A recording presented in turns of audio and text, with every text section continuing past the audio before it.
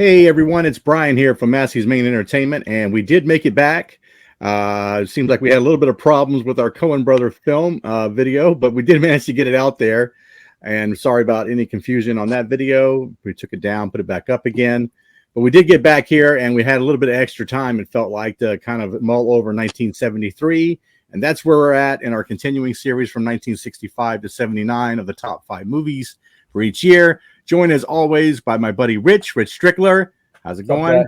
Randy, how's it going there? Was a little bit of competition between you guys this weekend. I hope it all ended very friendly. Congratulations. Like the Kelsey brothers, we were okay with each other. Yeah, you guys are all right with it, right? So, and Doc's out there battling some freezing rain right now, and it's all heading our way on the East Coast. So we're looking forward to that weather, Doc. You could have kept all that stuff. So. Sorry, brother. Like I said, we're doing our top 5 movies from 1973 tonight. Our order is going to be Doc, who was complaining just a few seconds ago that he feels like he always leads off, but that's not true. We keep good track of this stuff. Doc's going to lead us off, then Rich, and then myself to go in the third spot. Randy Batts cleaned up tonight. We do this around the horn style, so we go 5-5-5, 4-4-4, count it all the way down to number 1. And without further ado, Doc, get us started. Number 5, my friend. Here we go. 73, man. It's a pretty packed year in my eyes. Got quite the list. And let me tell you, it was pretty damn tough to bring it down to 5. So I'll just jump in. My number 5 is going to be, maybe you guys don't see it coming. I don't know. I got Pat Garrett and Billy the Kid at number 5. Okay. I think this is a great, Randy, it's one of your buddies here. So I'll pick up on here. Another, it's a great film, man. A great take on the story, of the friendship between Pat Garrett and Billy the Kid. Garrett's got to bring him in. He's got a time frame on it, and they realize what they got to do, and they know you can see it coming a mile away throughout the whole movie. And it's Bob Dylan's in the cast, and it's got a great soundtrack. He does the soundtrack in the whole movie as well. Really well done. I think James Coburn was meant to play a role like this. Man, he's fantastic. I think Chris Christopherson is playing Billy the Kid. There's just something so appealing about the movie as it flows, and to be honest with you, probably an underrated movie in the Western genre in a lot of senses. Pat Garrett and Billy the Kid's a really, really good flick. There's a lot of good movies in '73. It's really tough to. I couldn't leave it off my list of my top 5. So that's how much I think of it. Nice. Way to kick us off. Nice job. What about you? I had 4, first of all, that were stone cold locks. My 5th spot, I wiggled around like 6 different movies that I really like, and I ended up picking one about an hour ago, and it's one I know none of you guys will have, but I wanted to represent it, and that's The Paper Chase, a film about a first-year Harvard law student played by Timothy Bottoms, directed by James Bridges, with an outstanding performance by John Houseman as the law professor. And this guy's trying to juggle that first year of Harvard Law School, not just any law school, Harvard. You got your deadlines and the demanding, and you break off into study groups, and the pressure becomes overwhelming, and you watch several members just either crack over the pressure of maintaining grades or coming up with papers and meeting deadlines. And he's juggling a relationship with a young lady played by Lindsay Wagner, the Bionic Woman, who turns out to be the daughter of the college professor, and that's kind of complicated. So I think it perfectly captures the first year of not only law school, but college in general, if you're away from home for the first time. And I think it's a really good watch. It's kind of slow, but if you're into that and you have the time to watch character development, it's a good movie. I left a lot of good movies off to put this on my list just because I thought you guys would cover some of the territory. So number 5 for me is The Paper Chase. Nice. All Very right. Good.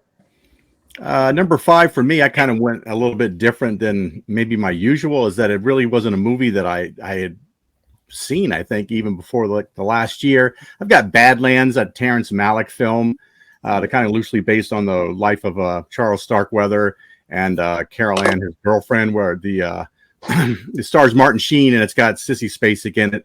And it's about the young couple that goes on a killing spree across that Midwest. Get the very charismatic and, outgoing, but very disturbed, obviously, Martin Sheen's character, and then the very naive Sissy Spacek character.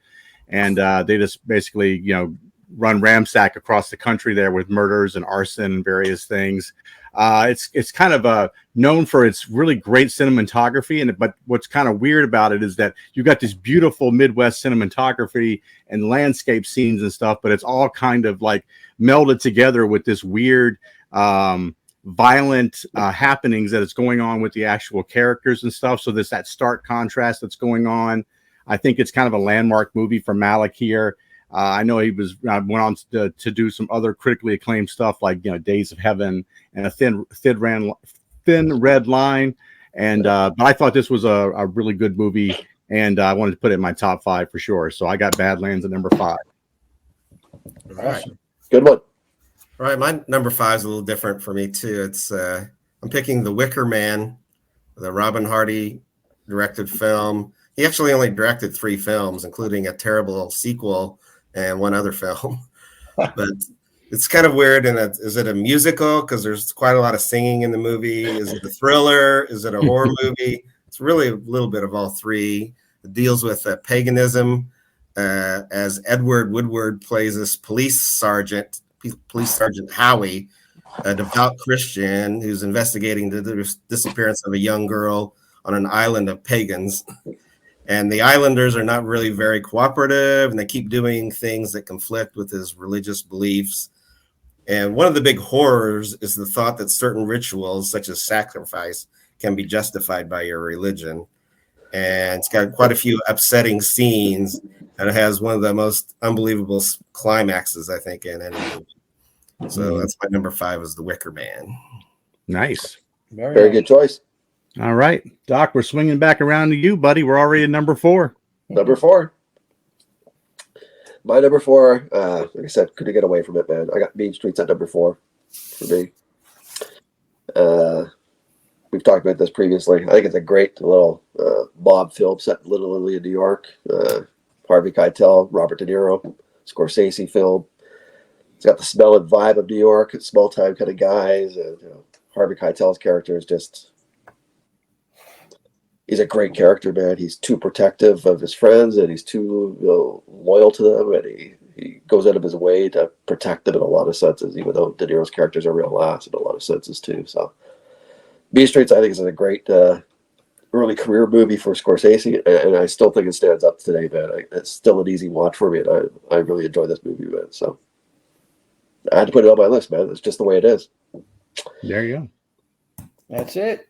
Yeah, that's it. Short and sweet. My number 4 has been mentioned, and that is Badlands, Terrence Malick.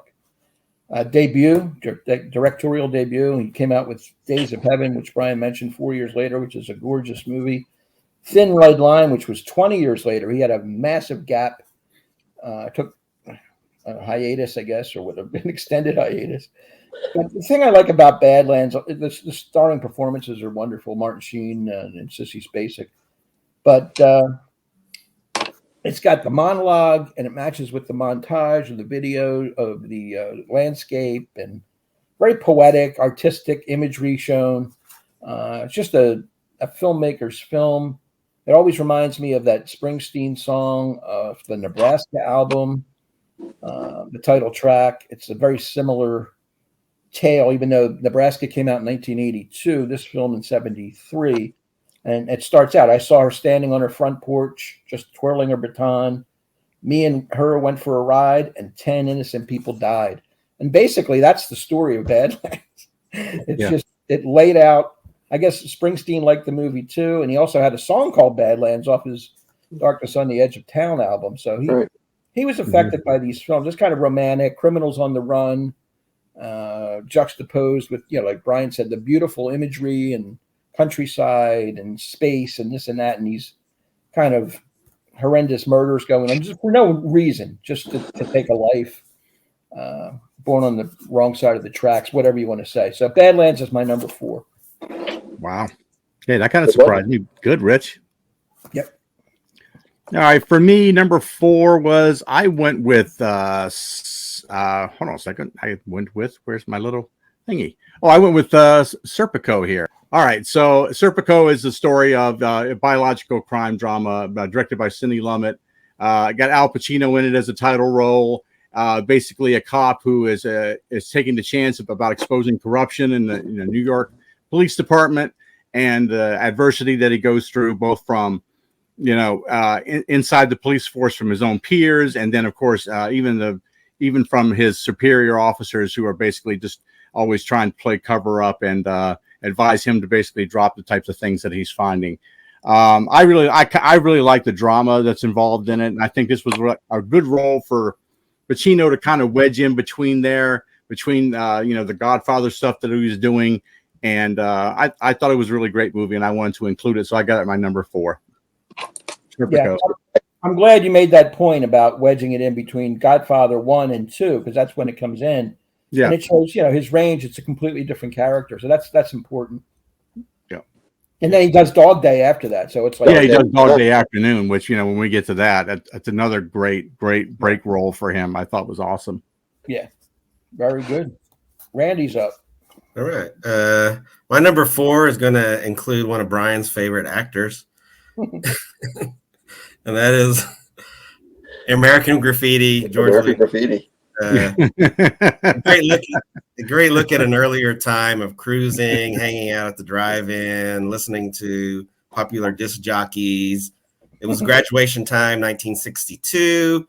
It was before the British invasion. The whole movie is full of music from early rock and roll and the doo-wop era. It's just a great soundtrack. Wolfman Jack almost like narrates the movie as he's playing the songs that you hear throughout. And it was pretty amazing at that time. They paid about $80,000 for the songs that they used in the movie. Wow. Because the whole movie is just full of songs. The background music, there's always a song playing. It was also the beginning of the surf music and the Beach Boys. And I can remember Paul Le Mat's in his car and he's just complaining about that surf shit. Music kind of like died when Buddy Holly passed away. Which I wonder if that's where Don McLean got the idea to write the song. I don't know. But when did McLean's song come out? Like 73 earlier, so that might already happen. Yeah, but it's a great look at a more innocent time with some great music, and I had to include it. Very good. That's a good one, buddy. That is a good one. Yeah, you're right. It's a great soundtrack in that flick, by the way. So yeah, Fantastic. Yeah, I've actually got that album. Yeah, me too. Oh, do you? Yeah. So what? Now I'm number 3, right? Yep. My number 3. Now this one you guys didn't see coming for sure. I got Papillon at number 3. Yeah, good one. I think I've loved this movie ever since I've seen it. I don't watch it that often or anything like that. I just love the movie. So I think maybe when we had The Getaway pop up, Brian, you mentioned McQueen's best role and stuff. I think this could very well be his best role if I get right down to acting and stuff. Okay. And Dustin Hoffman's fantastic in this. And the 2 guys that, opposite ends of the spectrum going into a French, labor camp kind of thing. It's solitary confinement. And these guys, the way that they bond and everything else, the story that goes through and how they protect each other as they have this bonding throughout time and stuff like that. And 2 years of solitary confinement because the Queen wouldn't give up the roost on friggin' Hoffman is incredible. So, and Hoffman's a forger, and they're never in there for the wrongdoings and stuff like that. But how they get out and escaping and stuff like that is what it's all about. And it's the real telltale sign of friendship and the labor camp and everything else, and actually what they went through. And like I said, the acting is really, really top tier in this movie, man. And definitely one of the better endings in film too, in a lot of senses for something like this as well. So I think Papillon is a classic movie, if you want the truth. I just think I got a couple more classics just ahead of it in my eyes. So that's the way it works. And I got Papillon at number 3. All right. Wow, Yeah. a little surprising there. I was surprised by that pick, Doc. That was There you go. Yep. that was one of the ones that came real close for me. I love Papillon too, but I got edged out. And it might very well be McQueen's best performance, even though I like him in Bullet and The Getaway. But he's different in this movie. It's Mm-hmm. My number 3 is American Graffiti. It's been mentioned. Wow. Love it. Richard Dreyfuss withstanding. You got Ron Howard, Cindy Williams. an early Harrison Ford, Wolfman Jack. It's just a nostalgic coming of age in Modesto, California, where they're from, and drag racing and picking up chicks and cruising down the main strip there, romancing. The soundtrack is everything in here. What can I say? It's entertaining. It spawned in some ways sitcoms like Happy Days and Laverne and Shirley, and looking back at that era on nostalgia. It's 50 years old. All these films are 50 years old, but wow, it seems like it was just yesterday that I watched this for the first time. So I'm going to have to include it at number 3, American Graffiti. Nice. Very good. I'm going to go with at number 3 for me. I'm going to go Western. I'm going to go High Plains Drifter, directed by someone we'll be covering very soon, director Clint Eastwood.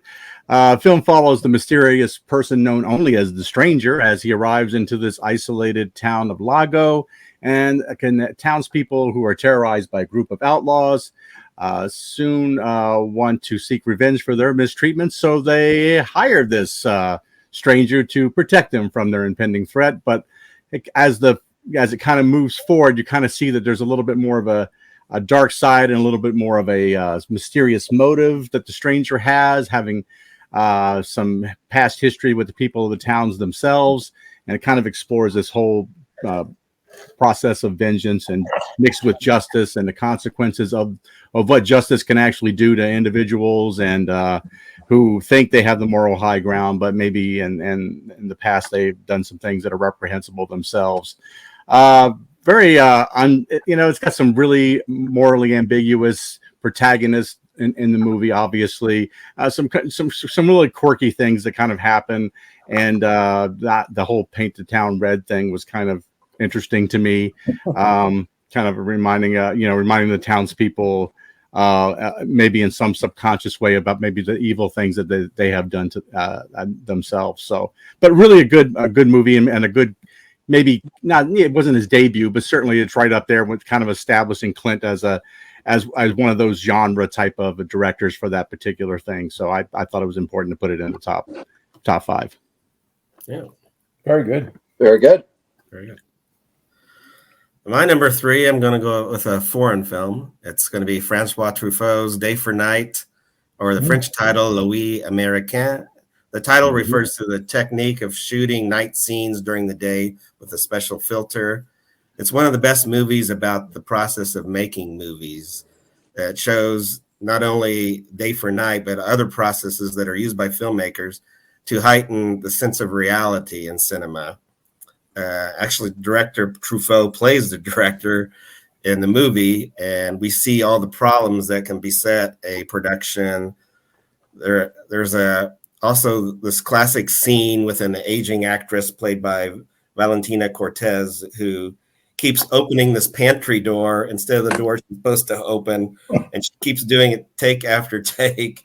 And you can see the director just, how to, and she's apologizing every time, but it's just a wild scene, and it really focuses on the real drama, which is the behind the scenes drama over the film drama.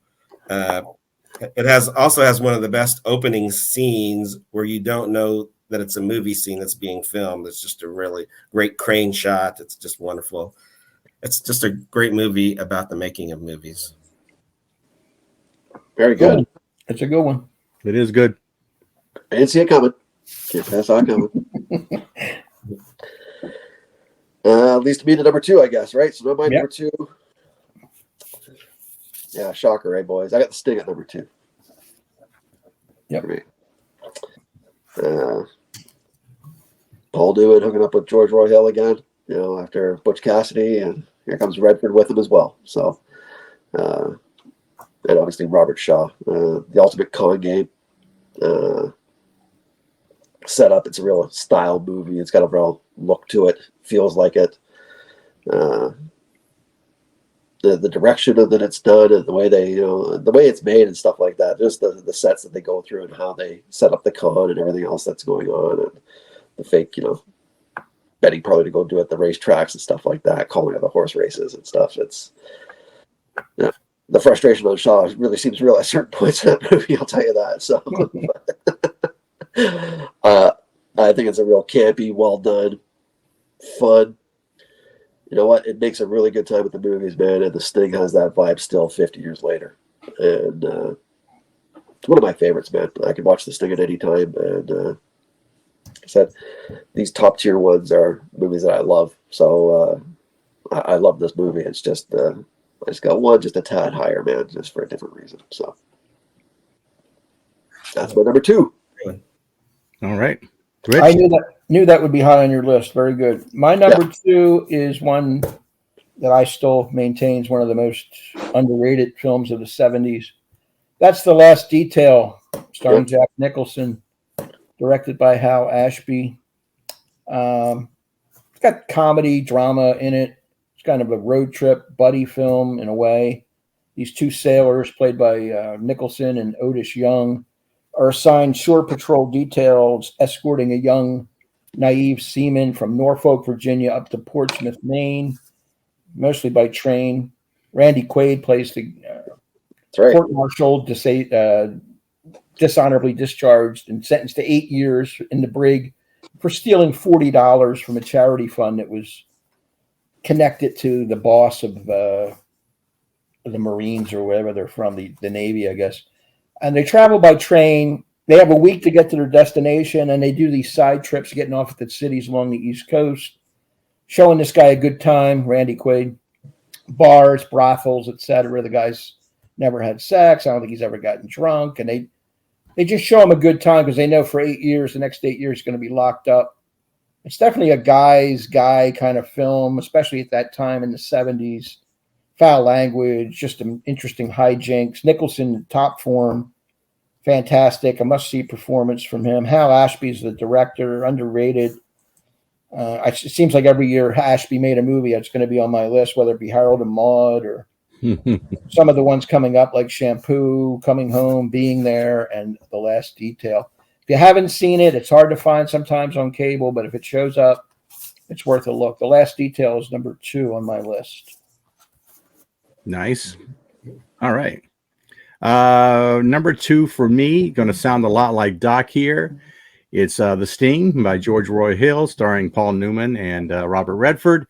Set in the 1930s, the movie follows the story of these 2 professional con artists. Redford, who's Johnny, you can love the names they come up with, right? Johnny Hooker, and Henry Gorndorf as Newman to team up to seek revenge on this ruthless mob boss. Yeah, like you said, Robert Shaw's reactions in the movies are all, they seem a little almost campy, and they seem a little bit almost characteristic, but it's fun because it's supposed to be kind of that way. It's supposed to be it fits the narrative, man. Campy little thing, And I like the fact that there's the con, and then there's the small cons, and then there's the long game cons. And clearly I love the setup for the long game con. And even after you watch it several times, you still love the fact that there's this elaborate long con that's going on, and you embrace it, and you kind of go along for the ride.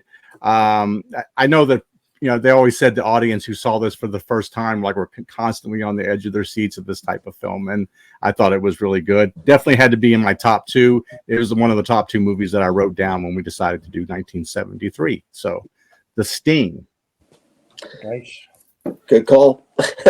Yeah, I knew you would like that, Doc. Yeah. I think I'm going to be repeating things because my number 2 is The Sting as well. Right Such a on. fun movie. You've said a lot of the things, but one of the great cons is not only how they manipulate Robert Shaw's character, but the audience as well. Yeah, Don't let us in on some of the things, which is kind of cool.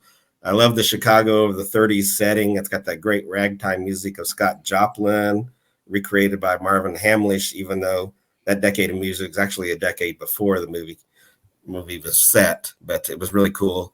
It's a great game of cat and mouse where the mouse doesn't thinks he's the cat. That's what I wrote down. It's stylishly directed. It's just a joy. Yeah. Right. Yeah. Really liked it. We're back. We're at number 1 here, Doc. I got a pretty good idea, but I got to hear you say it. I got to hear you say it. Yeah, it's to me the greatest horror movie of all time. I got The Exorcist at number 1 for 73. Kind of figured, yeah. I don't know what you can say about this movie. It's 50 years later. I do think it is the greatest horror movie ever. Other people, have different takes and everything else, but a lot of the consensus could be it is the greatest. It is the greatest in my eyes, man. It is still, William Friedkin, man. This is it. It's shot so well, and the scenes. He pulls you with the camera and everywhere he's going inside the movie. Jason Miller, the priest, Max and Linda Blair. Linda Blair, I'll say to my deathbed, should have got an Oscar for this freaking role, man. I can't see anybody being 13 years old doing this and acting that good in this role. I think it's severely overlooked. I really do. The possession of a young teenage girl here and what it does to a family, and the scenes are iconic scenes, and there's so many iconic scenes in this movie. And, the shadow shots and the way it's done, and it wasn't even meant for her to be possessed, to be honest with you. It was right. The priest, right? So it's it's a great little story behind it as well. The Exorcist is I would just consider somewhere in the neighborhood of a top 10 movie of all time, almost, kind of thing. So it's in the neighborhood. It's a classic, and I love The Snag, man. The Exorcist was my easy number 1. Yeah. Nice. Kind of figured, but I wanted to hear it. Yeah. It's an easy number 1 for me too. Flat out the scariest movie of all time. I mean, I'm not a horror film, but I appreciate everything this film packs into it. I mean, it's just amazing. And it's held its impact for 50 years. I watched it last year again, and it's still, man, a frightening little flick directed by William Friedkin, who gave us, The French Connection a couple years earlier. Ellen Burstyn, she plays her role to a T, but it is Linda Blair who steals the movie, I think. And you have to believe her in order to buy all the frights and the horrendous things that she's going through with the possession and the levitation and the pea soup and whatever you want to say. There's so many iconic scenes and nasty images that are unforgettable, unsettling, give you nightmares. So it's an easy number 1 for me. The Exorcist. Well, I'm not gonna buck the trend here, guys. I've got The Exorcist as number 1 for me also. Obviously, based on the story by William Peter Blatty, revolves around the possession of young Regan McNeil, played by Linda Blair, which is a shame. Like, after this role, it didn't seem like she could really. She seemed to get pigeonholed into either these types of parody movies of this movie, or she got pigeonholed into these weird prison. Yeah. Almost, these weird erotic prison movies or something. But I thought, Ellen Burstyn as her mother did a great job too. Sure. Jason Miller as the young priest, and Max von Sydow, all great casting on that part. I thought, like Rich said, some of the scenes in it are just, it has to be her performance that carries it to make it believable, and she does. They're horrific. They're disgusting in a lot of ways, and just the frightful stuff. I've seen a lot of like Exorcist type movies now. You've seen The Exorcism of Emily Rose and Haunting in Connecticut and things like that. None of them, no matter how much CGI and things, special effects have changed what the movies can do, they could not replicate the sheer intensity of this movie. This movie is just an all-time classic. It's maybe the best horror movie that ever was. So. Nice. All right, great. I don't know what to add because I have Exorcist as number 1 as well. Maybe I'll say a couple other things that haven't been mentioned. With Linda Blair, I really love Mercedes McCambridge. She's the unsettling voice you hear as the evil spirit in Linda Blair, which I thought it's amazing to hear that voice. It still is, to me, the scariest movie ever. It's still one I don't really want to watch at night or anything like that. And I love the staging with the elder priest arrives, Max von Sydow, that they use it in the poster too. Yeah. That's great. Yes. An iconic scene. Movie not to watch by yourself. Yeah. Absolutely. Fantastic. So, Rich, you said you had quite a few movies that were in the running here. What were some of your honorable mentions here? Well, a lot of them have been mentioned, like Papillon, Serpico, and The Sting. I mean, any other year The Sting would make it, but for me, I wanted to shed light on a few others. The Day of the Jackal is a great movie as well. Yeah. Don't Look Now, another kind of horror film. Sleeper by Woody Allen. Mean Streets. Paper Moon, if you're into the light side of things, is not bad. You have these movies that everybody loves, like Live and Let Die, Magnum Force, High Plains Drifter, Pat Garrett, Billy the Kid. There's just so many of them, and more. I'll let you guys add to what you think might have slipped through here. Yeah, the only other ones I had was I had the Last Detail, and I had Mean Streets, were the last two out for me. So Doc, I did give a little bit of Mean Street love there. Yeah, Okay, very good. Didn't quite make it, my man. So sorry about that. It deserves to be mentioned though, because a lot of people would have it. It's just a little short on my end. Yeah, That's fair. Randy, did you have some other ones? No, Last Detail was the last one I cut out, but Rich named a bunch of the ones that were under consideration, and plus the ones that you've already picked. Yeah, the Day of the Jackal, by the way, is one I really wrestled with, especially after watching the recent movie The Killer, David Fincher's. It's a lot like that. I mean, different setting and stuff like that, but that perspective anyway of The Day of the Jackal is a really good flick, Rich. Yeah. It is, and it's worthy of being talked about for 1973. And definitely don't ever confuse it with the god awful one with Richard Gere and No, Bruce. No, that was terrible. That was just terrible. wasn't Bruce Willis in that fucking thing? He was Bruce Willis and Richard Gere. I was like, oh my god, really? I sat through that for 2 hours. What a horrible movie.